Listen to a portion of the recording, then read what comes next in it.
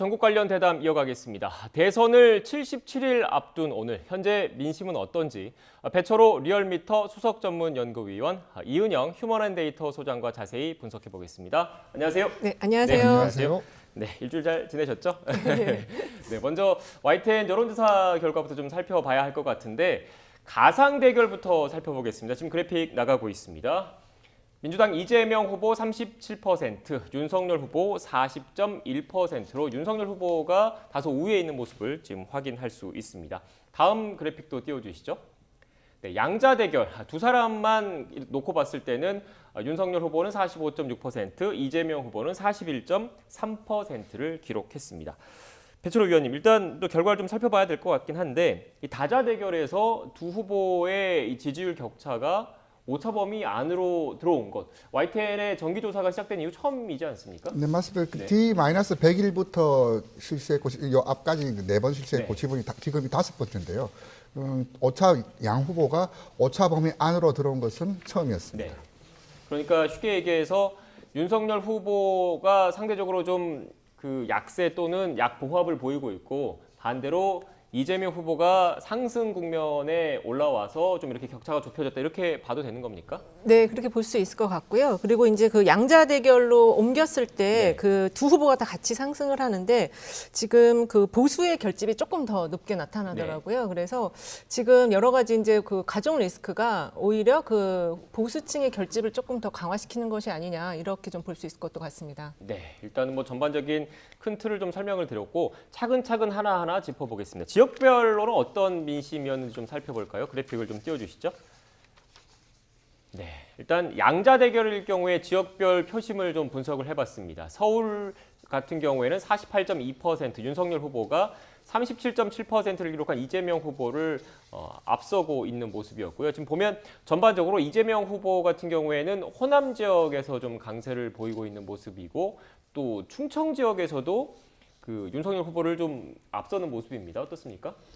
이 윤석열 후보가 이제 서울에서는 좀 압도적으로 네. 부동산 흐름을 타고 있고 PK, DK, 영남에서 좀 우세를 보이고 있고요. 이제 이재명 후보 같은 경우는 호남에서도 이제 67%, 네. 70% 수준에 근접한 나름의 상승 동력을 좀 갖춘 수준으로 좀 평가되고요. 충청 같은 경우는 이제 이재명 후보가 윤석열 후보가 접전을 벌이고 있는데 네. 여론조사 보도 준칙에도 하위 표본이라고 하면 연령대나 지역에서 과도한 해석은 하지 말 것을 주문하고 있는데 충청에서도 저렇게 나타나는 것은 좀 나름 의미 있고 시사하는 바가 크다고 봅니다. 왜냐하면 윤석열 후보가 이제 고향이라고 주장하고 나름 강세 지역이라고 보는데도 이재명 후보가 밀리진 않고 있다. 물론 자세히 보려면 해당 지역 권역만을 한 1,000명 정도 놓고 보는 것이 타당하겠지만은 네. 이재명 후보도 밀리지 않고 있다. 그 이유는 이제 이재명 후보 민주당의 나름 펀더먼털이 충청에 아직도 강하게 좀 살아 있어요. 그 국회의원 의석수를 보자면 민주당이 19석, 이제 국민의힘이 7석, 기초 단체장을 보자면 23석 대 8석.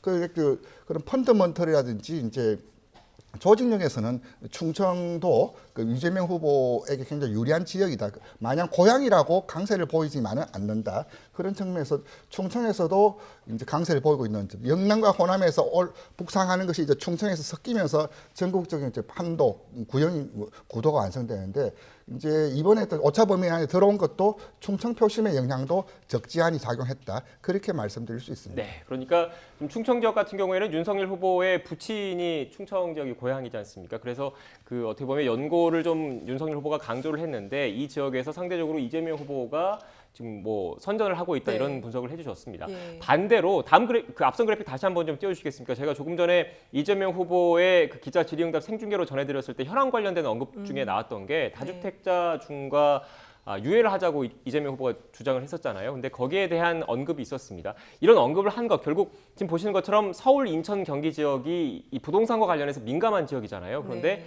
지금 저희 조사, YTN 조사를 놓고 보면 서울 같은 경우에는 48.2 대 37.7, 인천, 경기 같은 경우에도 46.1 41대 41.5로 이재명 후보가 윤석열 후보보다 좀 열세인 모습이거든요. 어떻게 해석해야 될까요? 그러니까 이번 YTN 리얼미터 조사 특징이 네. 인천, 경기가 그동안 다른 조사들에서는 이재명 후보가 앞서 있었는데 이번엔 좀 그게 바뀌었고 충청 같은 경우도 사실 윤석열 후보가 앞섰는데 이번 조사에서는 이재명 후보가 앞섰거든요. 그래서 충청의 변화는 지금 이제 위원님께서 말씀하신 어떤 펀더멘탈에 대한 부분일 수도 있는데 네. 경기 같은 경우가 이렇게 바뀐 거는 그 아들 리스크가 좀 반영이 된 부분이 있고 그리고 이 소상공인과 그다음에 이제 블루칼라라든지 비정규직에 대한 지금 공약들 세금과 관련된 것들을 지금 내고 있는데 그게 아직은 충분히 그 체감되지 못하고 있기 때문에 저런 결과가 나온 것이 아닌가 그런 생각이 듭니다. 네, 특히 지금 경기 지역 같은 경우에는 이재명 후보가 경기도지사를 그렇죠. 역임했기 때문에 어떻게 보면 네. 정치적 기반이라고 볼 수가 있는 거잖아요. 네, 그렇습니다. 그 이재명 후보가 좀 압도하는 흐름, 네. 압도하는 흐름을 보이려면은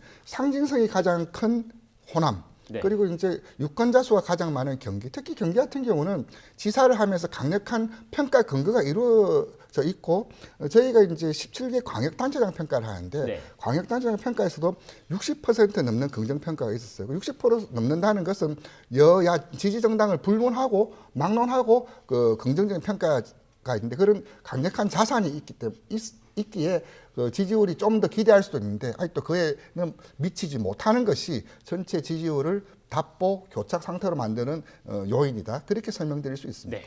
소장님 일단 이런 그 지역별 표심에 대해서 이재명 후보 캠프 내에서도 좀 인지를 하고 있는 거겠죠. 그렇기 때문에 이 부동산과 관련된 메시지를 계속 언급한다 이렇게 봐야 되는 겁니까? 네, 그렇습니다. 인지를 충분히 하고 있는 상황인 것 같고요. 네. 그런데 이제 연령적인 부분에서 이미 좀 40대를 중심축으로 해서 30대, 50대까지 확장이 됐기 때문에 네. 지역 변인보다는 지금 이 민주당 같은 경우는 연령 세대 요인을 중심으로 이제 선거 전략을 좀 바꾸는 상황인 것 같아요. 네, 지금 연령별 말씀하셨으니까 연령별로는 어떤지 좀 그래픽을 좀 띄워주시고 그걸 보면서 이야기를 좀 하겠습니다.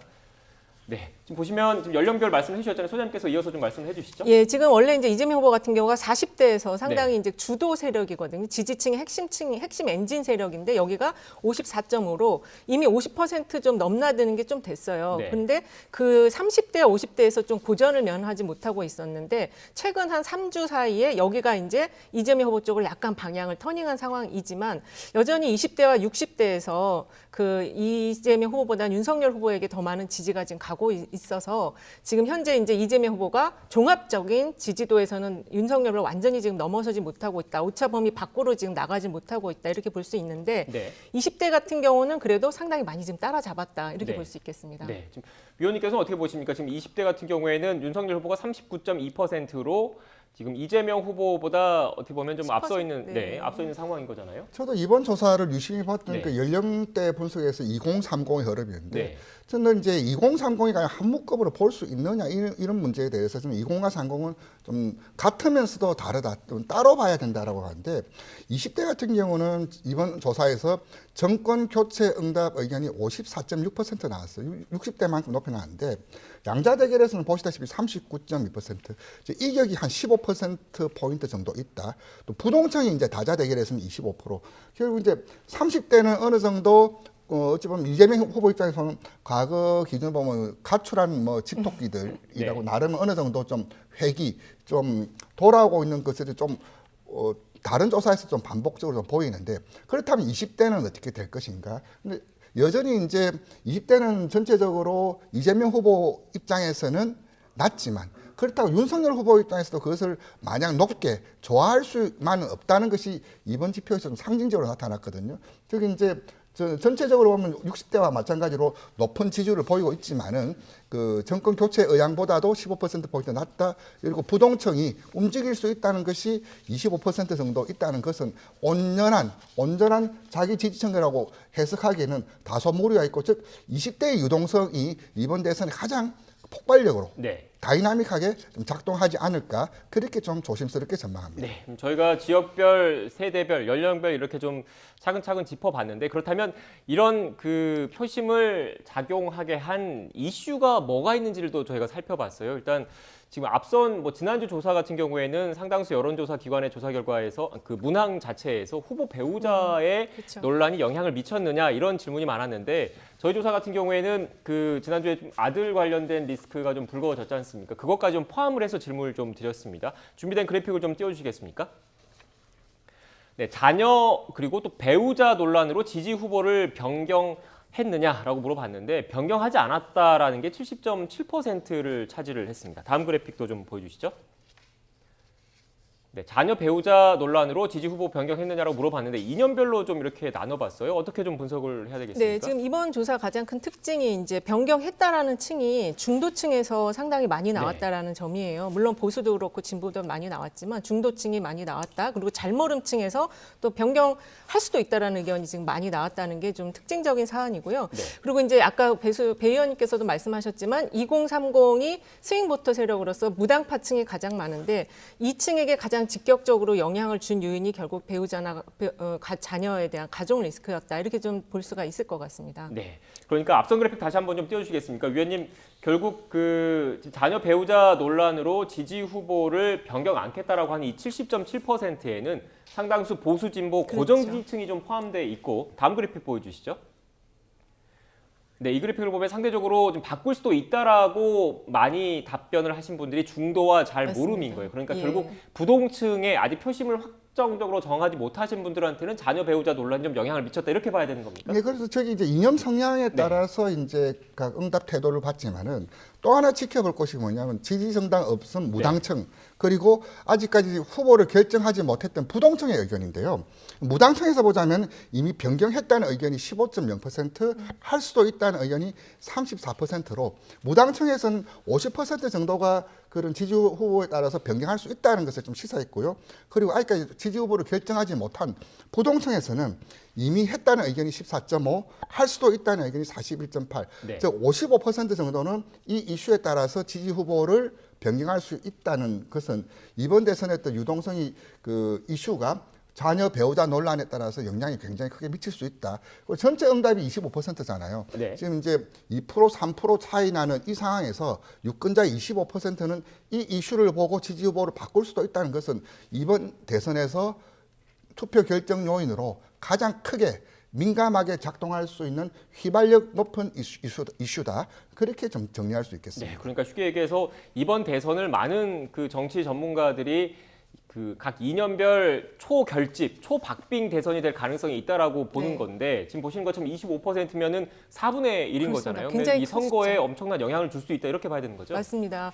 그리고 특히 이제 지금 최근에 최근 한 3주간의 이재명 후보의 지지율 상승세 흐름의 네. 중심이 중도 표심이 이동을 하면서 확장이 되어 왔거든요. 그런데 지금 이 아들 문제로 그 중도 표심이 바꿀 수도 있다. 특히 이번에 바꿨다라고 하는 게 학생층이 많더라고요. 네. 그래서 그런 부분이 좀 제동을 걸고 있다. 그리고 지금 이재명 후보가 그동안 이제 그 온라인 특히 이제 뭐 게임이라든지 주식이라든지 이런 쪽에 커뮤니티 가서 많이 그 노출을 하면서 소통을 하는 속에서 이 지지율의 상승을 모멘텀을 만들었는데 그게 좀 제동에 걸렸다라고 볼 수 있겠죠. 네, 일단 지금 뭐 후보 그리고 배우자 논란과 관련해서 표심이 어떤 영향을 미치는지를 좀 분석을 해봤는데 지금 이렇게 그 배우자 논란 그리고 자녀 논란이 계속 이어지고 있습니다. 그런데 오늘 송영길 민주당 대표가 아침에 이런 말을 했더라고요. 관련된 녹취를 좀 먼저 듣고 이야기 이어가겠습니다.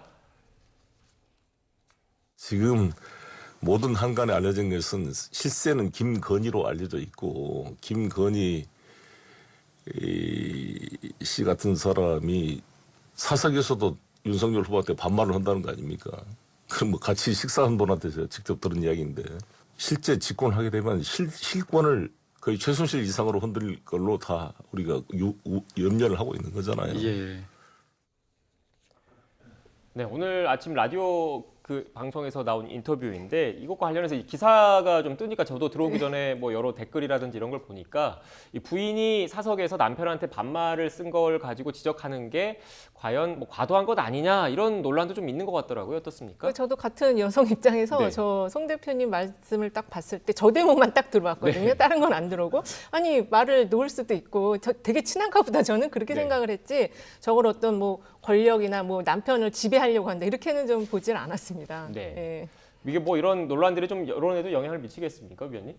그래서 저는 이제 송 대표님이 좀 뭐 과하게 너무 좀 지적하신 거 아닌가 좀 그렇게 좀 의견 덧붙입니다. 네, 알겠습니다. 일단 뭐 그 송영길 대표의 발언 취지 자체는 뭐 김건희 씨 관련된 의혹을 좀 더 철저히 검증을 해야 된다. 네. 어떻게 보면 영분이 될 사람이니까 이런 취지로 얘기를 했지만 그 과정에서 표현 부분에 있어서 논란이 좀 있을 수 있다 이런 말씀이신 그렇습니다. 거죠? 그런 사족들이 지금 네. 관심이 많으시기 때문에 저런 사족이 오히려 메인으로 되게 받아들여질 수 있거든요. 좀 네. 조심해야 될 것 같긴 해요. 네, 알겠습니다. 오늘 뭐 새로 나온 내용이와 좀 관련된 이야기를 좀 짚어봤고요.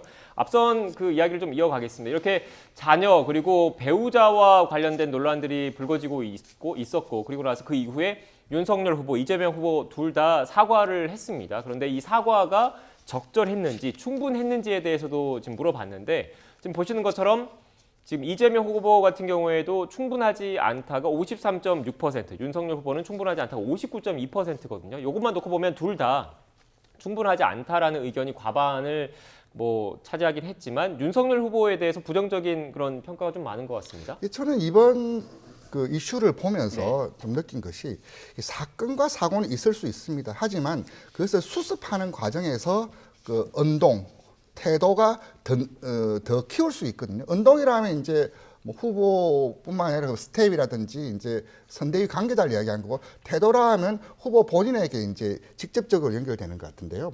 그렇다면 이번 사태에서 그 어떻게 보고 있느냐? 민주당 지지층에서는 이재명 후보 사과가 적절하다는 의견이 74.2%, 국민의힘 입장에서는 윤석열 후보 사과가 적절하다는 것이 62.9%, 12%포인트 정도로 각 진영 내에서의 수용도가 좀 차이가 있다. 그리고 이재명 후보 지지층은 사과가 적절하다가 82, 윤석열 후보 지지층은 68% 비슷한 흐름을 보이고 있는데, 즉 이제 자기 진영 내에서도 사건도 사건이지만 그 사건을 수습하는 과정에서 윤석열 후보의 태도라든지 주변의 언동이 썩 맞득지 않았다는 거고, 또 하나 이제 그 대비되는 장면이 민주당 박강원 의원 같은 경우는 검언령, 자제령을 내면서 좀 집중하자, 후보 메시지에 좀 집중하자라고 한 반면에 국민의힘 같은 경우는 이준석 대표와 조수진 최고위원이 사과 문제 처리 방식을 두고도 충돌이 벌어졌거든요.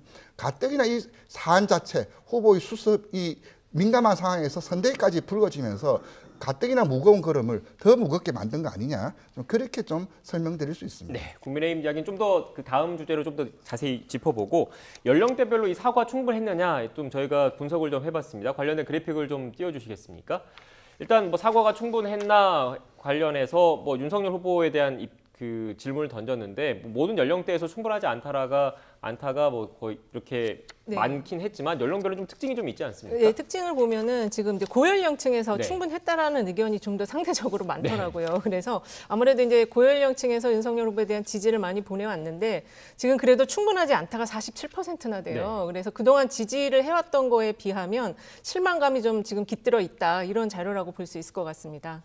네, 그러니까 윤석열 후보 같은 경우에도 원래는 사실관계, 배우자의 이른바 허위 경력 의혹 등과 네. 관련해서 사실관계를 먼저 파악을 한 이후에 좀 논의를 해보자 이런 입장이었다가 일단 이유 여하를 불문하고 사과를 하겠다라고 사과를 했지 않습니까? 이렇게 네. 입장이 선회한 배경에도 이 캠프 내부에서 이런 연령별 그 표심 변화가 좀 감지가 됐기 때문에 했다고 봐야 된다. 이렇게 분석할 수 있겠습니까? 네, 맞습니다. 이 이슈는 김건희 씨 이슈에 대해서 적절이 아니라 사과가 충분했냐의 문제였거든요. 네. 그렇다면 지금까지 윤석열 후보를 지금까지 후보로 세우고 지금까지 강력한 야당 후보로 만들었다는 것은 부당함에 맞서는 당당함, 그 모토가 공정과 상식이었는데 과연 그에 걸맞는 과거에 했던 들이댔던 잣대에 본인에게도 똑같이 그런 걸 수용할 수 있고 그렇게 처신했느냐, 바로 그런 질문에 대한 답변이 이 성격에 좀 녹아있다고 봤을 때 특히 20대 공정가치에 민감하고 윤석열에게 환호를 했고 윤석열에게 기대를 했던 그런 층들의 높은 의견이 좀 많이 꺾였다. 특히 고연령층 60대에서도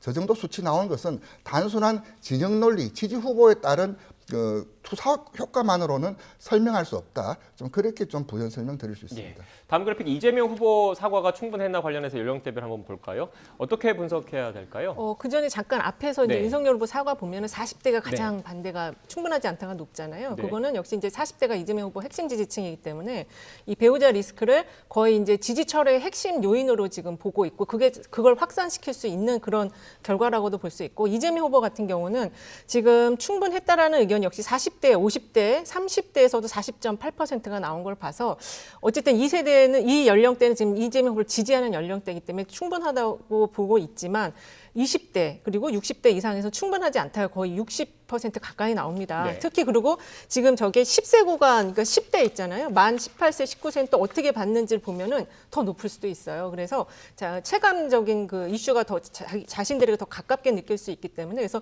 20대의 저러한 변화가 충분하지 않다라고 느끼는 게 저렇게 높다라는 거는 이재명 후보가 앞으로 이 세대에 더 많은 관심과 좀 뭔가 행동을 더 해야 된다라고 볼 수 있겠습니다. 한마디 덧붙이자면 갑자기 뭐 여의도에 때 아닌 사과 풍년이 들었다. 뭐 그런 뭐 농담 아닌 농담이 들었는데 흔히 말 사과의 정치학이라고 할까요? 그것은 항상 구체적이어야 되고요. 그렇죠. 선제적으로 해야 되고요. 적극적으로 해야 되는데 아까 말씀드렸듯이 이재명 후보 지지층에서는 사과가 충분하다는 의견이 82%, 윤석열 후보 층에서는 윤석열 후보 사과 적합했다는 의견이 68%. 지지층 내에서도 그런 명분, 각 지지층들이 윤석열 후보를 지지하게끔 하는 동력과 이 사안에 대한 설명력을 후보가 캠프가 제공해야 되는데 과연 이 지지층들의 지표가 각 후보들 캠프는 어떻게 해석하고 있을지 좀 궁금합니다. 네. 짧게 하나만 덧붙이면 지금 2030을 묶었다가 30대가 이재명 후보 지지하면서 20대가 이제 어디로 갈 거냐인데 네. 지금 10대 만 18세 19세도 여기가 한 100만 표 가까이 됩니다. 네. 그래서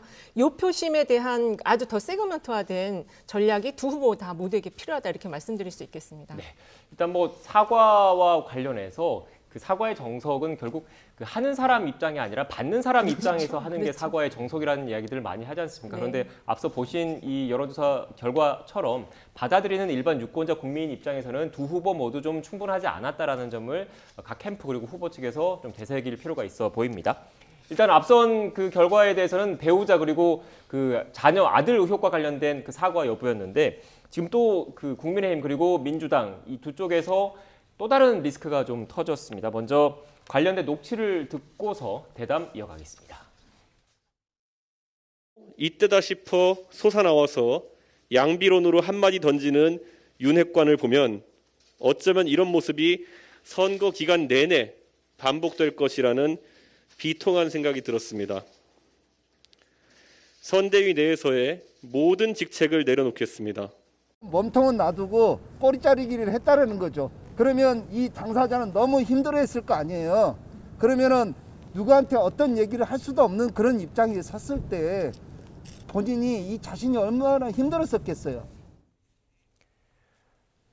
네, 앞서 녹취에서 들으셨던 것처럼 국민의힘 쪽에서는 이준석 대표가 선대위에서 모든 직책을 내려놨습니다. 그리고 지금 그 대장동 개발과 관련해서 실무 차원에서 좀 역할을 했던 김문기 성남도시개발공사 처장이 또 어제 숨진 채 발견이 됐습니다. 관련해서 유족분들의 그런 이야기를 좀 전해드렸는데 일단 하나하나 좀 짚어보겠습니다. 먼저 국민의힘 이야기가 좀 먼저 나와서 국민의힘 이야기를 해보면 지금 윤석열 후보가 그 이른바 국민의힘 후보로 선출되고 나서 컨벤션 효과를 누리면서 좀 지지율 상승 곡선을 이끌어 갔었는데 어느 순간부터 좀 하향 곡선을 가고 있습니다. 물론 윤석열 후보 배우자 그리고 여러 의혹들도 영향을 미쳤겠지만 선대위 구성 과정에서 이뤘던 잡음들도 좀 영향을 미쳤다는 분석들이 많이 나오고 있더라고요. 어떻습니까? 네, 맞습니다. 그 컨벤션 효과가 잠시 있었죠. 근데 그것을 주춤거리게 만들었던 핵심적인 요인이 선대위 구성을 둘러싼 후보와 당대표 김종인 위원장의 갈등이었어요. 그것이 이제 전체적으로 발목을 잡았었는데 겨우 이제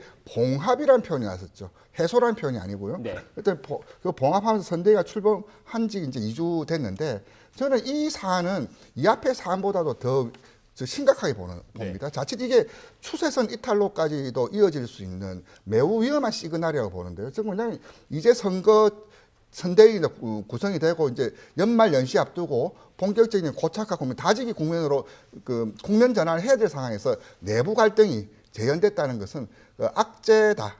아주 위험한 신호라고 좀 보고요. 이게 쉽사리 끝날 상황이 아니기 때문에 더 악성이다. 그렇게 좀 보였습니다. 네.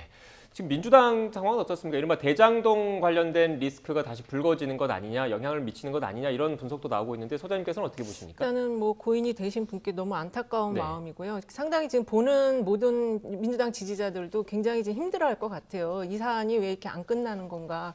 빨리 특검을 통해서 확실하게 좀 깔끔하게 처리를 했으면 좋겠다. 이게 결국에는 다시 또 발목을 잡을 수 있거든요. 네. 선거 끝까지. 그래서 이 부분을 좀 빨리 특검으로 이 문제를 좀 해결하고 싶어 할 할 것 같습니다. 네, 알겠습니다. 여야 모두 지금 특검 도입에 대해서는 원론적으로 동의를 하고 있는데 이 세부 사항을 놓고 지금 협의가 잘 진행되지 않고 네. 있기 때문에 앞으로 또 어떻게 진행이 될지 좀 지켜봐야 할 것 같고요.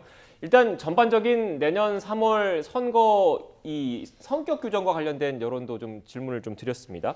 일단 이번 대통령 선거 프레임을 뭐로 보냐라고 질문 드렸는데 관련된 그래픽을 좀 띄워주시겠습니까?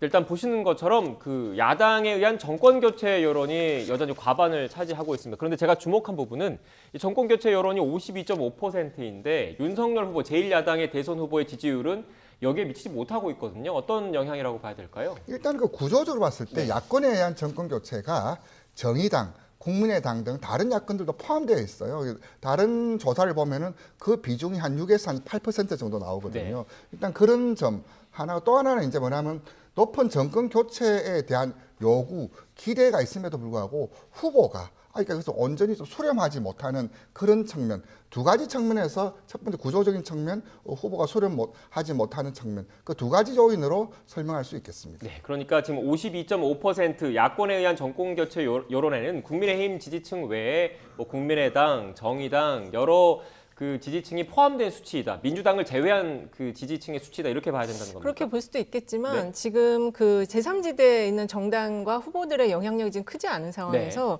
이 정권 교체 여론이 55%까지 나오는데 그걸 수렴하지 못한다. 이거는 일단 본인의 리스크가 있고 배우자 리스크가 있고 또 하나 더 붙여서 이제 당대표 리스크까지 지금 포함이 되어 있기 때문에 네. 이런 것이 아닌가 싶습니다. 네, 지금 딱 그 소장님께서 말씀하실 네. 때 설명하시려는 그래픽이 나가고 있습니다. 네. 영향을 주지 못할 것이다가 65.8%다. 그러니까 막상 그 선거 국면 투표장에 가서는 자신의 표가 사표가 이른바 사표가 되지 않으려고 하는 심리가 강하게 작용할 것이다. 이런 분석입니까?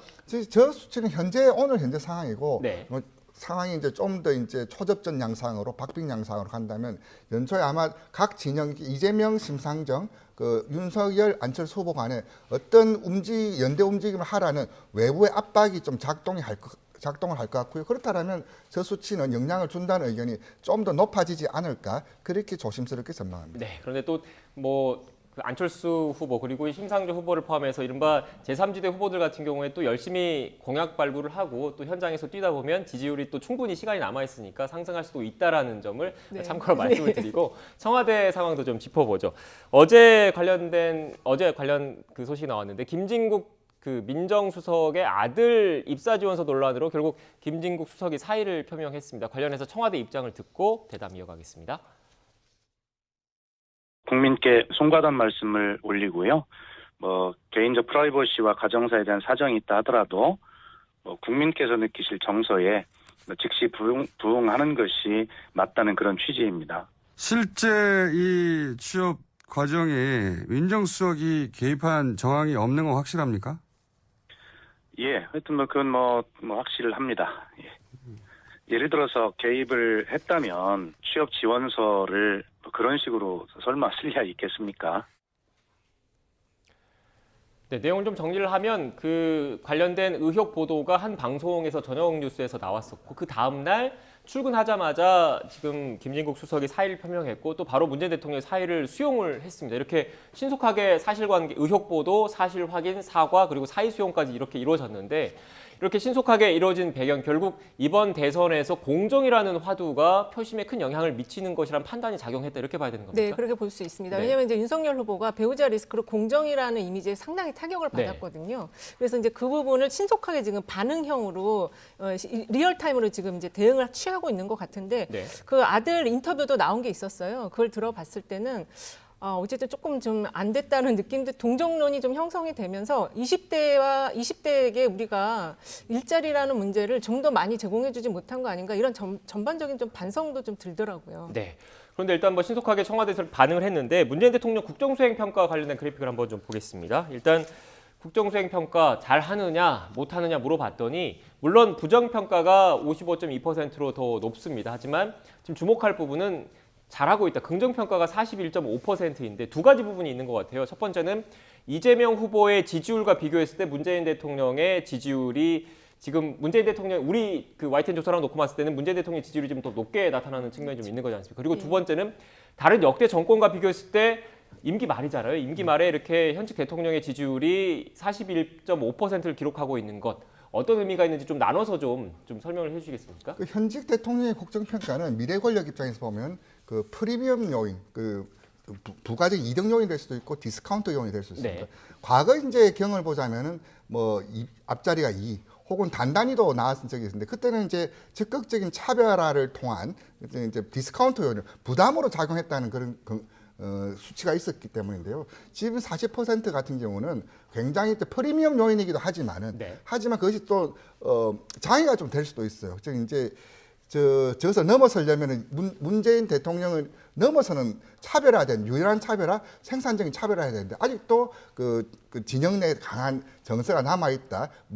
이재명 후보에게도 온전히 가지 못하고 있는 흐름이 좀 막혀 있다는 그런 측면들은 이재명 후보가 좀 뼈아프게 좀 곱씹어야 될 대목 같고요. 그리고 또 하나 이제 국정 수행이 저렇게 높은 요인을 유지하는 것은 여전히 이제 코로나 등 지금 위기 국면에서 문재인 대통령의 어떤 수행에 대해서 나쁘지 않게 평가하고 있다. 그런 측면, 두 가지 측면에서 좀 볼 필요가 있습니다. 네, 지금 위원님 말씀도 그렇고 전반적인 여론 분석가들의 얘기를 들어보면 결국 이렇게 문재인 대통령의 국정수행 평가가 임기 말에도 상당 부분 좀 유지를 하고 있다는 거 결국 이재명 후보 입장에서는 차별화하는데 좀 어려움이 그렇죠. 있겠어요. 전략을 짜는데. 맞습니다. 특히 이제 그 코로나 방역 대응과 관련해서는 힘을 몰아줘야 되겠다도 있지만 피로감도 지금 상당히 있는 상황이거든요. 근데 그 부분은 이재명 후보가 과연 자기 자신에 대한 어떤 그 새로운 바람을 만들어낼 수 있는 요인으로 만들어 나가야 되는데 너무 지금 높다 보니까 그걸 넘어서지 못하는 게 장애 요인으로 작동을 할 수 있는 것 같습니다. 네, 알겠습니다. 대선이 다가올수록 또 그 각 캠프의 선거 전략도 좀 치열하게 짜여지지 않을까 싶습니다. 지금까지 배철호 리얼미터 수석전문연구위원 이은영 휴먼앤데이터 소장과 자세히 분석해봤습니다. 오늘 말씀 고맙습니다. 네, 감사합니다. 감사합니다.